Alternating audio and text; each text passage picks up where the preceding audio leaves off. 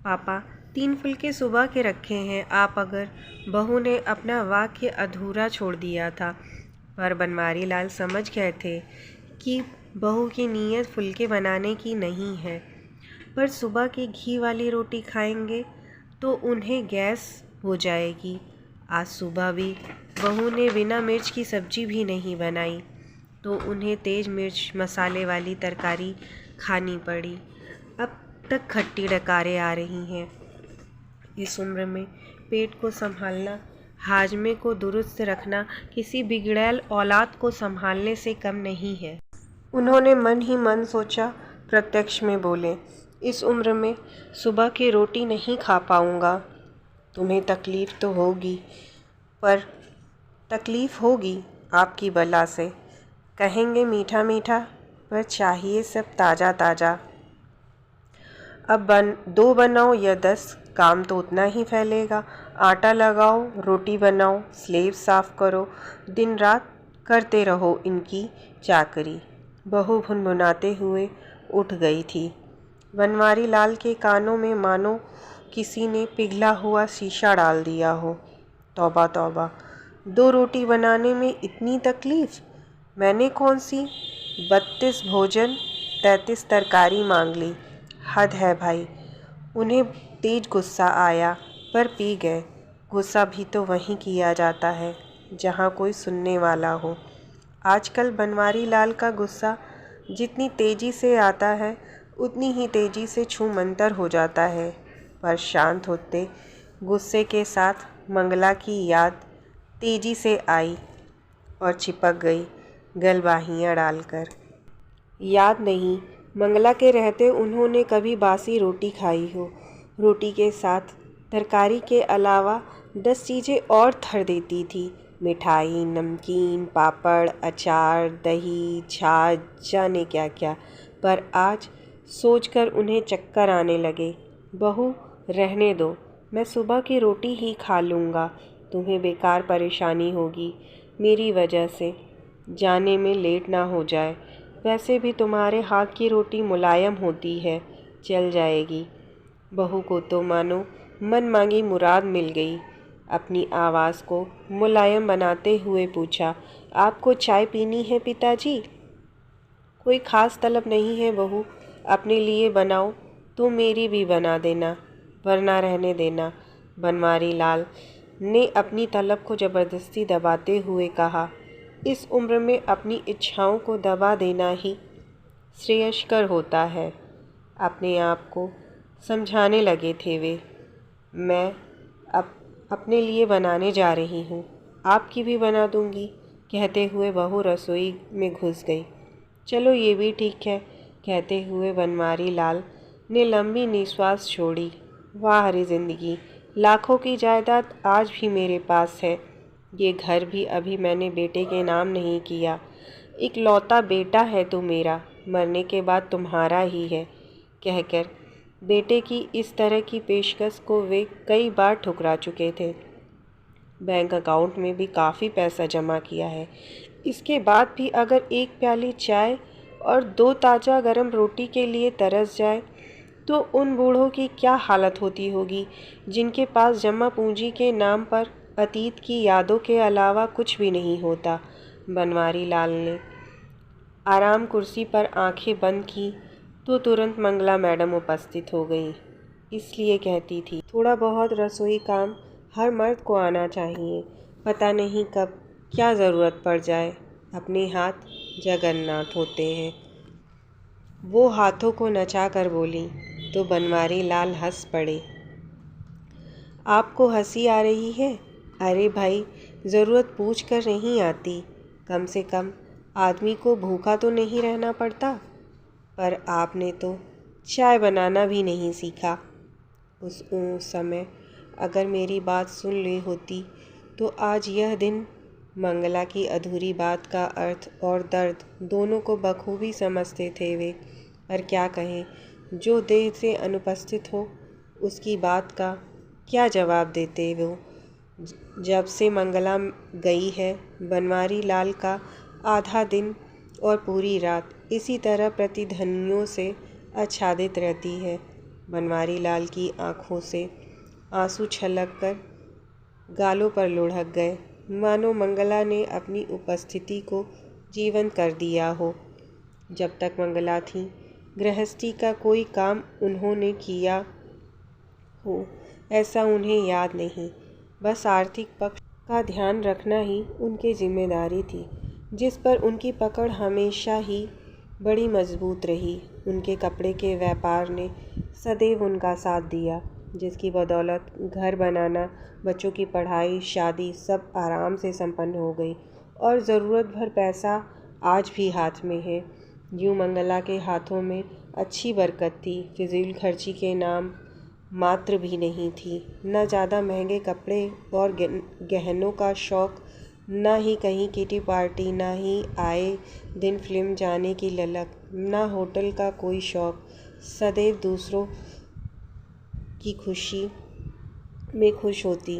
वो शुद्ध गृहिणी बनवारी लाल की किसी पुण्य का फल थी। यूँ बनवारी लाल भी भरपूर प्यार और इज़्ज़त करते थे अपनी पत्नी मंगला की, पर कभी उसके सामने इस बात का इजहार नहीं कर पाए। काश कभी उसकी तारीफ़ के पुल बांध पाते, कभी बालों में गजरा लगा पाते, कभी बाहों में बाहें डालकर घूमने जा पाते, कभी फिल्म देखते हुए किसी रोमांटिक सीन पर थिएटर में ही बाहों में बाहें जकड़ लेते। ऐसे ना जाने कितनी बातें जो वे करना तो चाहते थे पर कर नहीं पाए। कभी आई लव यू मंगला जैसे 4 शब्द भी नहीं बोले। रोज़मर्रा की भागम भाग का असर कहीं या जिम्मेदारियों के बोझ तले दबे हुए इंसान की मजबूरी, या फिर इसे झिझक नाम दें, पर सच्चाई यही थी कि कहने सुनने की बहुत सी बातें मन में धरी की धरी रह गईं, जिसकी कसक मंगला के जाने के बाद उन्हें हमेशा महसूस होती रही। अब पछताएं क्या जब चिड़िया चुग गई खेत। वो सोचते काश कभी तो मंगला के पास बैठकर हाथों में हाथ लेकर आई लव यू कहा होता, कभी तो गाड़ी में बिठाकर बेमतलब दूर तक सैर करवा दी होती, कभी शाम को आते हुए खुशबू से लबरेज वेड़ी ले आते, कभी तो सरप्राइज़ दे देते। पर नहीं, ऐसा कुछ भी नहीं कर पाए वे। यहाँ तक कि माता वैष्णो देवी के दर्शन करवाने के लिए मंगला ने कई बार कहा, पर उसकी ये इच्छा हर साल अगले साल पर टल जाती थी और वे इसे भी पूरी नहीं कर पाए।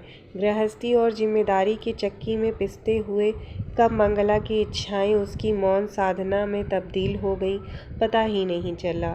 जब उनकी शादी हुई, हनीमून जाने का प्रचलन शुरू हो चुका था, पर शर्मीले बनवारी लाल ये सुख भी मंगला को नहीं दे पाए।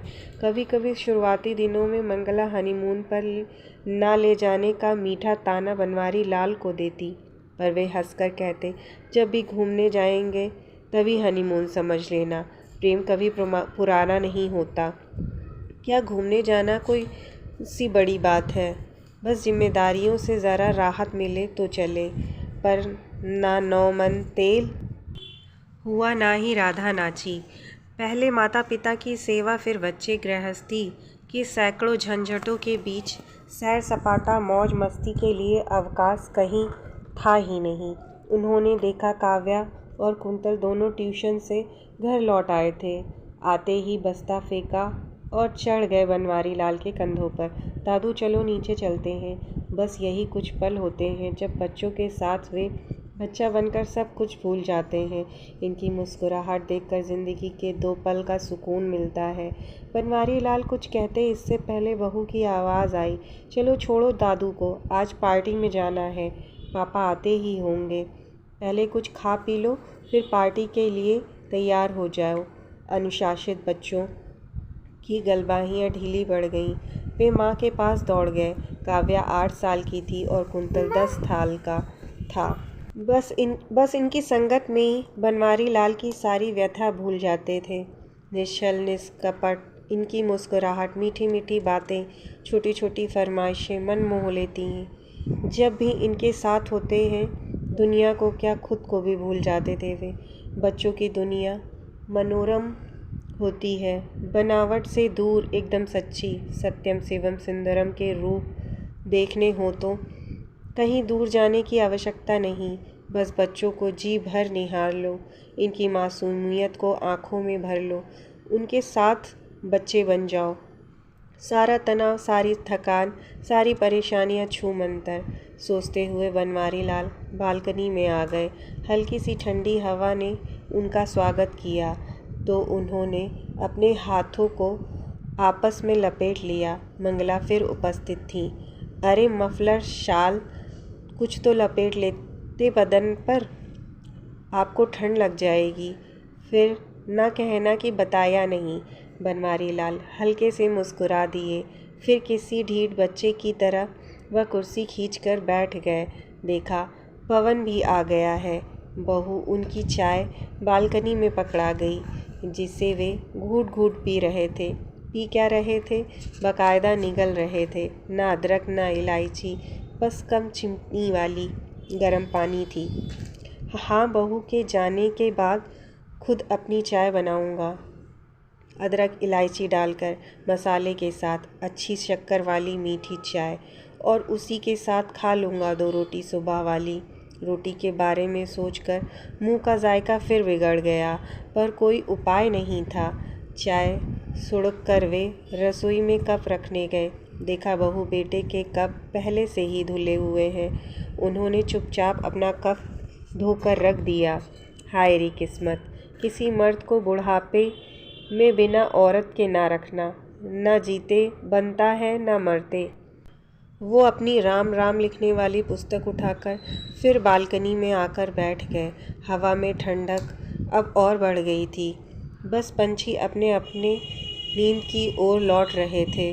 शांत आसमान में बादलों के सफ़ेद टुकड़े इस तरह फैले हुए थे मानो सफ़ेद परियां अपने पंखों को फैलाते हुए नृत्य कर रही हों।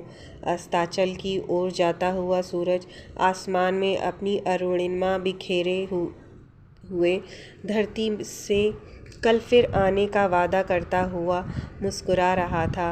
ये सब देखने और महसूस करने के क्रम में उनकी नज़र बालकनी की मुंडेर पर रखी हुई तुलसी पर पड़ी तो लगा, झड़ते झड़ते तुलसी के मुरझाए पत्ते अपनी दुर्दशा की शिकायत सीधे बनवारी लाल से कर रहे थे। उन्होंने एक लोटा पानी लाकर तुलसी में डाल दिया और उसे निहारने लगे।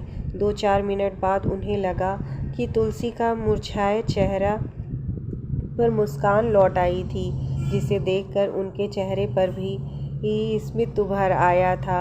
उन्होंने मन ही मन रोज़ तुलसी की सार संभाल करने और पानी पिलाने का संकल्प लिया तो एक आत्मसंतुष्टि से भर उठे वे। उन्हें याद आया, मंगला रोज़ सुबह तुलसी मैया को पानी पिलाती और सांझ के समय तुलसी के बारे में दिया जलाती हुए जाने क्या क्या गाती थी। अब तो संध्या दीपक न भगवान के आगे जलता है न तुलसी के बारे में। जाने कितनी बातें, कितने संस्कार और कितनी परंपराएं हैं जो मंगला के साथ ही इस घर से विदा हो चुकी हैं। बेचारी बहू क्या क्या करे। घरेलू काम, बाजार, बच्चों की देखभाल, किटी पार्टी, रिश्तेदारी, सहेलियां, एक अनार 100 बीमार। सास थी तो सहारा था। वैसे सुबह बाजार से सौदा, ताज़ा फल सब्जियां बनवारी लाल ले आते थे। शाम को कुंतल और काव्या को पढ़ा भी देते, पर उससे क्या होता है मंगला, अभी इस घर को और तुझे तुम्हारी बहुत ज़रूरत थी। तुमने तो धोखा दे दिया मुझे। साथ निभाने का वादा तोड़कर मझधार में छोड़कर चली गई मुझे। न देखभाल का अवसर दिया न सेवा का। बस 3 दिन बुखार और चली गई। भला ऐसे भी कोई जाता है? बनवारी लाल की आंखों में नमी उतर आई थी। बाबूजी, कहाँ बैठे हो आप? ठंडी हवा आ रही है और आप बालकनी में बैठे हो, ठंड लग जाएगी। चलिए भीतर, बेटे ने कहा तो वे आज्ञाकारी बच्चे की तरह उठकर भीतर आ गए। बेटा, बहू, पोता पोती सब पार्टी में जाने को तैयार थे। किसी ने उनसे झूठ मूठ भी साथ चलने के लिए नहीं कहा। भला कबाब में हड्डी किसी को कब पसंद आने लगी। वैसे भी अब उम्र हो चुकी मेरी, बच्चों की पार्टी में क्या करना मुझे। अब तो हरि भजन में मन लगाने की बेला है। बावरे बनवारी मन बुदबुदाए। पापा आप खाना खा लेना और दवाई लेकर सो जाना। ज़्यादा देर तक जागना आपकी सेहत के लिए ठीक नहीं है। हम लोग लेट हो जाएंगे। आप गेट बंद कर लेना, हमारे पास चाबी है। बड़ा ख्याल है मेरी सेहत का। पिछले सप्ताह भर से डॉक्टर को दिखाने के लिए कह रहा हूँ। रक्तचाप बढ़ा हुआ है। शुगर की स्थिति क्या है ये भी जानना ज़रूरी है। सांस भी ज़रा सा चलते ही फूल जाती है और उखड़ने लगती है। पर कहता है ये सब तो बुढ़ापे में होता ही है। ज़्यादा वहम मत रखो। वाह बच्चू वाह। बूढ़े बाप के पास बैठने के लिए घड़ी भर का समय नहीं, पर पार्टी में जाने के लिए समय ही समय। इस साहबजादे के पास। पर जब अपना ही सिक्का खोटा हो तो शिकायत किससे। दिमाग में फंसी इन तमाम बातों के बावजूद प्रत्यक्ष में उन्होंने हामी में सिर हिला दिया। बनवारी लाल हॉल में रखी कुर्सी पर बैठ गए। बच्चे जा चुके थे। अभी खाना खाने का भी मन नहीं था, सो उन्होंने टीवी चालू कर लिया। पता चला आज वैलेंटाइन डे है। टीवी वाला विपिन बता रहा था आज देश का पूरा युवा वर्ग वैलेंटाइन डे के बुखार में तप रहा है। इसकी चकाचौंध से बाजार अटे पड़े हैं। ग्रीटिंग, बुके, गिफ्ट आइटम सभी की जोरदार बिक्री है। सभी अपने अपने पार्टनर अपने वैलेंटाइन को खुश करने में लगे हैं। आज प्रेम के इजहार का दिन है, प्यार का दिन है, मोहब्बत का दिन है। जश्न की इस रात के लिए लोगों ने क्लबों, होटलों, थिएटरों में खास इंतजाम किए हैं। जगह जगह शानदार पार्टियां चल रही हैं। डांस, डिस्को का आनंद लेते हुए लोग अपने साथी के साथ थिरक रहे हैं, झूम रहे हैं, दोस्तों के साथ एंजॉय कर रहे हैं। शराब और शबाब भी इस जश्न में अपनी भागीदारी निभाने में लगे हैं। अच्छा तो ये बात है, बेटा बहू बच्चे सब वैलेंटाइन डे मनाने गए हैं। हमारे समय में प्रेम तो होता है, पर पूरी उम्र निकल जाती थी इजहार मोहब्बत करने में। प्रेम भी तो शादी के बाद ही होता था, वो भी पुरखों के आदेश पर। सोचते हुए बनवारी लाल ने ठहाका लगाया। हमारे समय में तो बसंत पंचमी के दिन को प्रेम का दिन कहा जाता था और मनाया जाता था बिल्कुल सादगी से। पीले फूलों से पीले कपड़े पहनकर माता सरस्वती की पूजा कर ली बस। प्रेम के इजहार का माध्यम तब प्रकृति थी। चांद, तारे, नदी, पहाड़, फूल और खेत थे। फिल्मों तक में दो फूलों का मिलन दिखाकर नायक नायिका के मन की बात दर्शकों तक संप्रेषित कर दी जाती थी। आज की तरह ना तो पार्टी थी, ना ही महंगे गिफ्ट, ना ही कोई शोरगुल। बिना दिखावे का सात्विक सच्चा प्रेम जीवन भर महकता था। उसकी खुशबू तन मन में हमारे लिए बस जाती। मगर चुपके चुपके यहाँ यह भी सच है कि तब प्रेम में कोई रिस्क भी नहीं था। ना शादी टूटने का रिस्क, ना ही प्रेमिका के ना मिलने पर कोई एसिड अटैक और ना ही खुदकुशी की कोई वारदात। वे उठकर टहलने लगे। सामने ही पीले रंग पर लाल बॉर्डर वाली साड़ी पहनी मंगला की मुस्कुराती हुई फ़ोटो सजी थी। वे उसे निहारने लगे। हाँ, प्रेम तो उन्होंने भी किया था मंगला से, जीवन भर किया, जी जान से किया। बस कभी उसे जता नहीं पाए, कभी आई लव यू नहीं कहा, कभी झूठे सच्चे वादे नहीं किए, न कभी उसके जन्मदिन पर कोई तोहफा लाए, न सालगिरह पर दोस्तों को पार्टी दी। बस मंदिर जाकर भगवान के दर्शन कराते, ज़्यादा से ज़्यादा नए कपड़े पहन लेते, कभी कभार मन हुआ तो घर पर सत्यनारायण की कथा करवा लेते। सोचते सोचते बनवारी लाल कहीं अपने अतीत की झांकियों में खो गए थे। इस समय उनके होठों पर मुस्कान और आँखों में नमी एक साथ देखी जा सकती थी। उन्होंने टीवी पर देखा, लोग लाल कपड़े पहने बड़े बड़े फूलों के गुलदस्ते लेकर ग्रीटिंग खरीद रहे थे।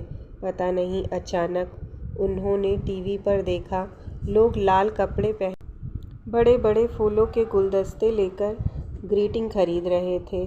पता नहीं, अचानक उन्हें क्या हुआ कि उन्होंने अपना पर्स उठाया और घर की चाबियां ली और छड़ी उठाकर बाहर निकल गए। शीत हवाओं ने उनका स्वागत किया तो शरीर में झुरझुरी सी हुई, पर बिना परवाह किए वे पैदल ही आगे बढ़ने लगे। जगमगाता शहर, दौड़ते वाहन, चमकीले लाल परिधान पहने हुए पुरुष स्त्री भागे जा रहे थे, मानो सबकी लॉटरी आज ही निकलने वाली हो। सबके बीच चलते हुए बनवारी लाल को ऐसा लग रहा था जैसे मानो किसी शानदार फूलों वाले बगीचे। इन सबसे बेखबर बनवारी लाल का दिल, दिमाग और मन तीनों अपने जीवन के घटनाक्रमों में लगातार उलझ रहा था। बार बार मंगला को याद करते, आंसू पोंछते वे नुक्कड़ तक जा पहुँचे। उनकी सांस अब फूलने लगी थी। नुक्कड़ के आइसक्रीम पार्लर पर अच्छी खासी भीड़ थी, जिनकी जेब होटल क्लब का खर्चा नहीं उठा सकती। वे यहाँ आइसक्रीम, कोल्ड ड्रिंक, कॉफ़ी का मज़ा ले रहे थे, उखड़ती हुई सांसों के उतार चढ़ाव को महसूस करते हुए वे वहीं एक कुर्सी पर विराजमान हो गए थे। तभी एक बैलून बेचने वाली लड़की ने पुकारा, दादा बैलून लोगे? घर जाना है, बस थोड़े से ही बचे हैं। बनवारी लाल ने देखा, लगभग 10-12 रंग बिरंगे गुब्बारे थे। गुब्बारे मंगला को भी खूब पसंद थे। जब बच्चे छोटे थे वे उनके साथ गुब्बारों से खूब खेलते हुए खुद भी बच्ची बन जाती थी। पर अभी वे बैलून लेकर क्या करें? बैलून बेचने वाली की आंखों में सच्चाई और मासूमियत उनका ध्यान खींच रही थी। मंगला जब भी बाहर निकलती 2-4 रुपए की रोज़गारी ज़रूर लेकर निकलती थी, जो ज़रूरतमंदों को बांट देती थी। कभी वे टोकते तो हंसकर कहती, भगवान का शुक्र है कि हमें लेने वालों की नहीं, देने वालों की कतार में रखा है। 1-2 रुपए के बदले आपको लाखों की दुआ मिलती है। फिर इतना सा बचाकर हम कोई महल तो खड़ा नहीं कर पाएंगे। बनवारी लाल ने उस लड़की को पूरे 200 रुपए दिए और सारे बैलून खरीद लिए। लड़की विस्फारित नेत्रों से उनको देखते हुए बैलून उन्हें देकर चली गई, पर जाते जाते भी 3-4 बार मुड़ मुड़कर पीछे देखती रही। बनवारी लाल हाथों में पकड़े रंग बिरंगे बैलून निहार रहे थे। आँखों से टप टप टप आंसू बह रहे थे। फिर अचानक जाने उन्हें क्या हुआ, उन्होंने आंसू पोंछे और बीच सड़क पर आ गए। बैलून हवा में उड़ाते हुए ज़ोर से चिल्लाए, मंगला आई लव यू। उनकी सांसें तेज़ी से फूलने लगीं। आसपास खड़े लोग जब तक कुछ समझते उन्हें थामते, वे लड़खड़ा गए। सांस बेकाबू हो गई और वे धम से सड़क पर गिर पड़े। मुंह से अस्फुट शब्द निकले, I love you Mangala, I love you Mangala, I love you. लोगों को समझ नहीं आ रहा था क्या हुआ, कैसे हुआ, कौन है ये शख्स। जितने लोग उतनी बातें हवा में तैर रही थीं, पर उन सब से बेखबर बनवारी लाल मोह माया की इस दुनिया से प्रयाण कर चुके थे। उन्हें बहुत जल्दी थी अपनी मंगला के पास जाकर उसे आई लव यू बोलने की। मेरी कहानी आपको पसंद आई हो तो प्लीज़ मुझे सब्सक्राइब करें।